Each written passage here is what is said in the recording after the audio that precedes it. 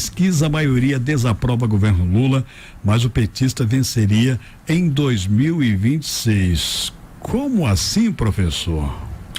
Ô Flávio, é contraditório, né? Pois é. Que ele tem 51,4% de desaprovação. Se você somar com o regular, Flávio, vai chegar a perto de 75%. É um número alto, demais, para quem está na presidência da República e na metade do mandato. E a gente pode tentar atribuir aqui razões para essa falta de credibilidade do governo e para essa desaprovação. E eu tenho certeza absoluta que a maior desaprovação acontece por conta da questão econômica, né? A economia do Brasil, por mais que os números insistam em mostrar um cenário positivo, por que eu estou falando isso? A gente não pode esquecer que ano passado a gente teve um crescimento no PIB de quase 3%. Mas é aquele número que agrada mais o mercado do que o trabalhador. Porque quando você vai no supermercado, a inflação te assusta. Eu fiquei absolutamente assustado nesse final de semana quando eu fui comprar frutas e verduras. Flávio Silva. Sim. Comparando com um mês atrás, os preços dispararam.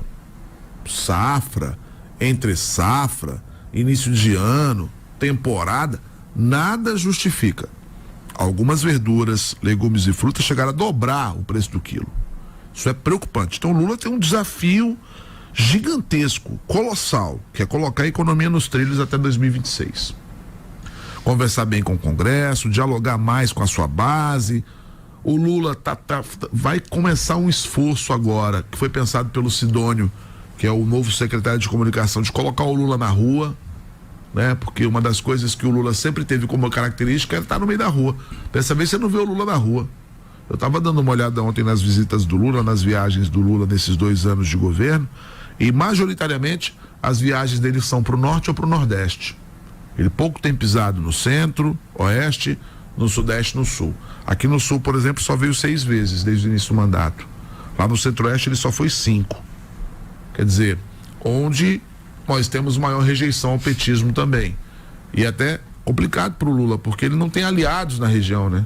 Então, em que palanque que ele vai? Sim. Ele tem ido nos palanques do Nordeste, Salvador, Pernambuco, Ceará, são estados identificados com o petismo. Mas fora disso, o Lula não tem saído, não tem saído do aquartelamento, né? Tem ficado no Palácio Planalto, Palácio Alvorada. E sem contar os problemas de saúde que ele teve ao longo também desses 2 anos. Então, é uma rejeição muito alta, 51% de desaprovação. É bastante complicado. E é complicado também, Flávio, buscar a oposição, porque a oposição vive um dilema hoje. Primeiro dilema: Bolsonaro estará apto a concorrer em 2026? Nesse momento não, né? Nesse momento ele está inelegível. Mas existem 2 frentes tentando reverter isso, né? A primeira frente é dentro do próprio Supremo Tribunal Federal, com os recursos naturais que a lei permite, inclusive com um novo presidente do Tribunal Superior Eleitoral a partir de julho desse ano. Então isso pode trazer alguma esperança para Bolsonaro. E outra frente é dentro do Congresso. E dentro do Congresso essa frente se subdivide.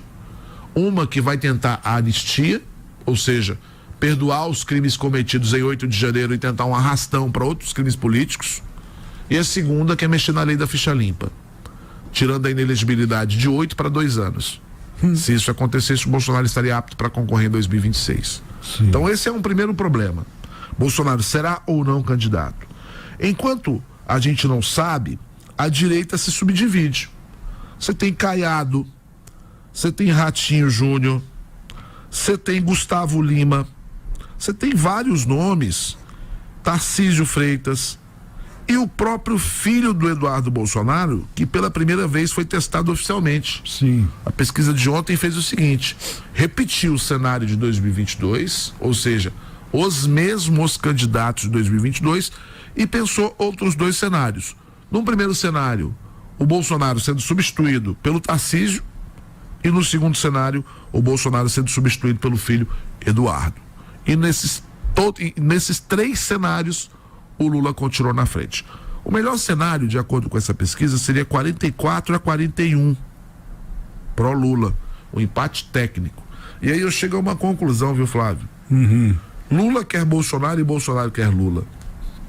Para mim está muito claro.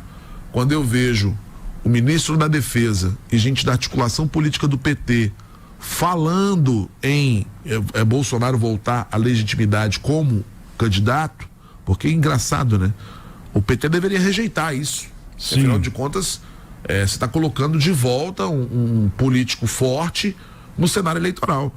Então eu vi gente do PT defendendo a anistia, ou pelo menos, se não defendendo integralmente, defendendo parte da anistia.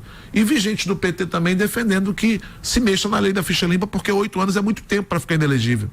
Quer dizer, casa um pouco com o discurso do Bolsonaro. Sim. Qual o interesse do PT em ver o Bolsonaro concorrer? Exatamente imaginando que as melhores chances do Lula é repetindo a polarização de 2018 e 2022. E aí eu lamento. Por que eu lamento? Porque, mais uma vez, o que a gente vai assistir no debate eleitoral é aquela sanha maluca de xingar o outro de comunista, de xingar o outro de fascista, de chamar um de golpista, chamar o outro de ladrão, e proposta que é bom pro Brasil, nada.